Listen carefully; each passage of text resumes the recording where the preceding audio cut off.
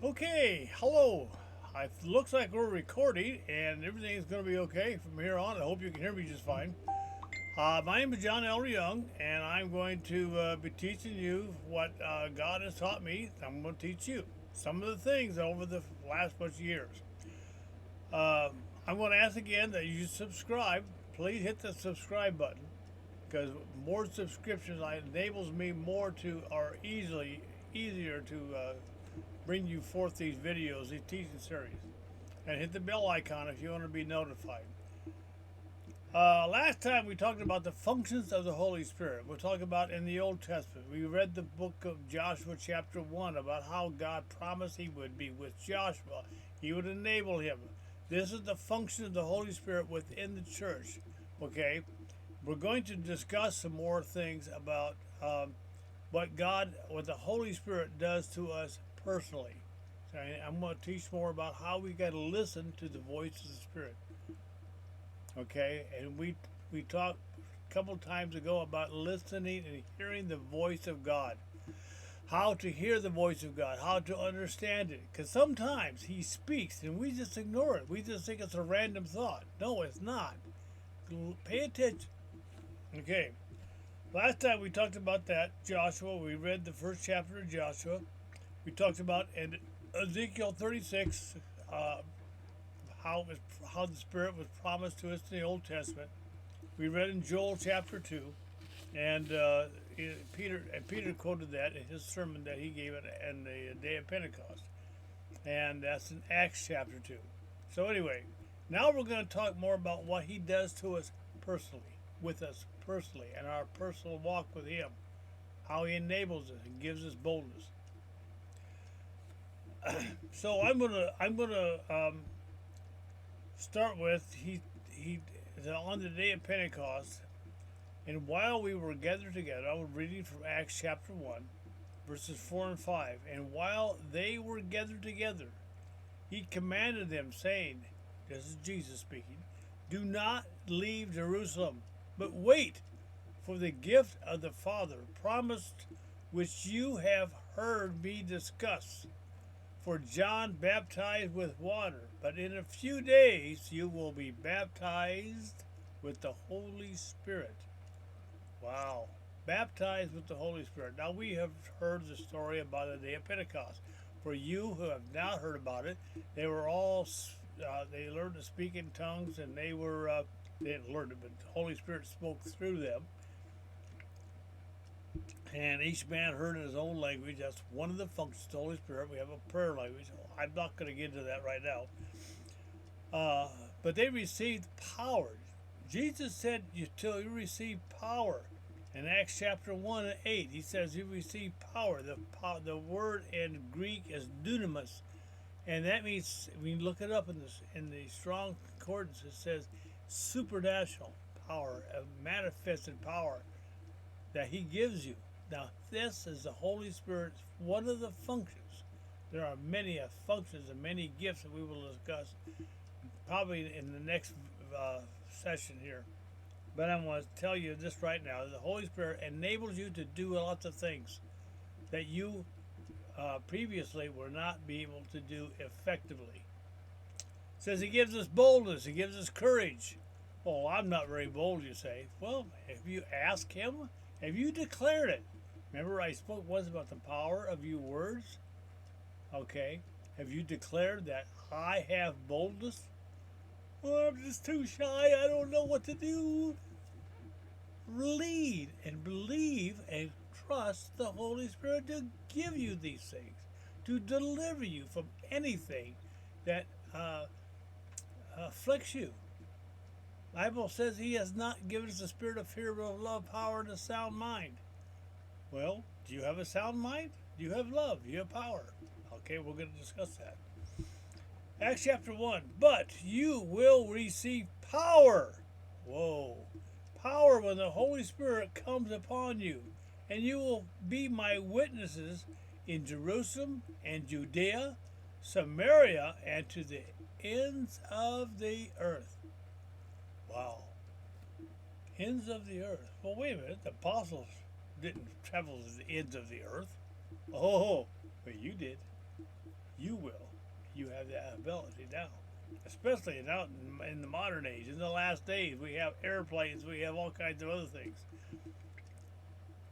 A lot of people say that that thing ended with the apostles. Well, I can prove to you that it did not. They say that was as perfect as come. 1 Corinthians chapter 13 is the Bible. It's not the Bible. It doesn't even fit there. It didn't say the Bible. It says that which is perfect, which is the kingdom of God, which is the return with Christ. All of us. Jesus does not. Jesus does not come back alone. I'm on a rabbit tail right now. I'm sorry. I'm deviating from my sermon just a little bit here. So what else does the Holy Spirit do? He gives us boldness and courage. And I will in Acts chapter 4, verse 31, it says, and when they had prayed, the place was shaken. They were assembled together. Now, let's not talk about the day of Pentecost. This is now in chapter 4. And they were all filled with the Holy Ghost, and they spake with the word of God with boldness. Boldness. Whoa, that's pretty good. And it says we do not have to, I'm telling you this, we do not have to muster courage on our own. We simply submit to the Holy Spirit. Now remember what I just said. I'll repeat that for some of you people. I want you to understand. You do not have to do this on your own, under your own effort. The Holy Spirit is there to empower you, to give you boldness. Just receive it. Ask Him. And He'll give it to you. It's that simple. Well, what if if some other spirit comes on to you? Listen, you ask God for a loaf of bread, He'll give you a loaf of bread. He won't give you a serpent, or He won't give you, you ask Him for a fish, He won't give you a serpent, blah, blah, blah. When you talk to God, and you speak with God, and you ask God for something, Satan is not allowed to give you. I'm telling you that right now. Not when you fully submit to that. So the Spirit is God is within us. Whoa. Now, if you haven't been filled with or baptized in the Holy Ghost, I'm telling you right now, it is available to you, and it changes your life. It changed me. Believe it or not, before I was filled with the Holy Spirit, I was as shy as you imagine anybody. Me. Now, I'm totally bold now. In fact, I had a friend of mine say one time to me, he says, one thing you're not is shy. I'm not. I'm kind of nosy too, but that's the way I am. Anyway, that's the Holy Spirit within me. He give me this boldness. He give me courage to speak. And I will teach you in some time future more about how to share your faith with others. It's really easy once the Holy Spirit has worked within you. I will show you in the concepts that lead through this teaching series. I will teach you how to be bold, not arrogant, not pushy, but be bold and courageous to speak the word of God. And when you listen to the Holy Spirit, this is very important. When you listen to the Holy Spirit, He will teach you when to speak, what to speak, and how to speak. And He also will tell you, don't speak nothing. This person is not ready to receive yet. Okay. Yet in all these things, now I'm quoting in Romans chapter 8, verses 38. It says, yet in all these things we are more than conquerors through Him who loved us. Whoa, more than conquerors? Oh, let's be more than conquerors. For I am persuaded that neither death, nor life, nor angels, nor principalities, nor powers, nor things present, nor things to come can separate us from the love of God. That's found in Romans 8. No, in Acts chapter 1, we just read it. It gives, enables us and gives us some power and boldness. Now, I'm going to talk to you a little more personal about this. And what I'm going to tell you right now, it's very important to remember. Whatever you need, whatever things come in your life, whatever trials or temptations come to you, God's right there, enables you, gives you the power to fight these things off. If you have not listened to the some of my other podcasts on my channel, one about controlling your thinking, I have a 3-second rule concerning thinking. Listen to that. Look it up. Listen to it. Power of your words. Power of forgiveness. I have a chapter on that too. It's in my book, my latest book. If you want some of the lesson plans, write to me. Send me an email. Okay. My email is right down here on this chat page. It's on the link. It's also in the link. Look at my website. I have a thing called DicipledCities.com. I have a website. I give you some instructions on what this teaching series is all about. I'm giving you concepts to live right. If you listen to what I'm trying to tell you, I'm telling you things that the Holy Spirit has shown me over the years. I've been doing this for 50-some years. And a lot of this stuff is all scrambled in here. But the Holy Spirit brings it to my powers. John chapter 14 talks about that He brings to our remembrance. We need to repent of letting our flesh have control. Now we're talking about there's two spirits. I don't know how long I've been talking. I hope this thing doesn't go too long. There are two people like. They're not really the same person as you, but there are two here living inside this body. There's a new man and there's the old man. Don't quit feeding the old man. By that, stay away from stuff on TV programs and everything else, and movies and environments that you go into that feeds the flesh, that feeds the old man. Now the old man also applies to women, so don't think it don't. Okay.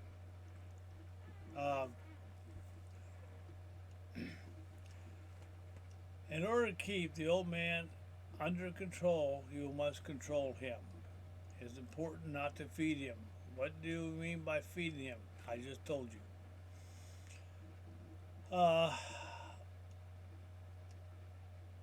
It's like two people existing without us, not to him to empower. I think I've been in it long enough. I'm going to cut this session short. I'm going to talk a little bit more about some of the things. I want to give you a lot of scriptures in the next lesson too, about the power of the Holy Spirit within our own life. I'm going to minister to you things that you can apply to your life. If you apply these principles that the Bible teaches and that I'm showing you, it'll change your life. It'll make things much, much more simple in life. It'll give you the peace that passes all understanding. Philippians 4:19. Okay, I'm telling you right now, if you apply these things to your life, you will see some great success. I'm going to talk about giving money, time, everything to the Lord in the future. I don't want to waste too much time with this. I want you to listen to this. And I'm going to send me prayer requests too, or send me questions you have, whatever it be. Send it to me in the comments below. And I don't always get to all the comments, but I got my email right here. Okay, JohnLReyoung@gmail.com. Send me an email. Say, John, please answer this question. I got these questions. I got these. What does it mean? This, thus, and so. I will try my best to answer it. Like I said, I've been doing this for a long time, and I have got lots and lots and lots of the Word of God in my heart. And I have also done a lot of counseling for couples and stuff in the past too, because I was trying to save my marriage. I'll explain that sometime in the future. Anyway, until next time, I'm asking you to send me an email with questions. Until next time, this is John L. Young saying goodbye, and don't forget to subscribe. All right, bye-bye.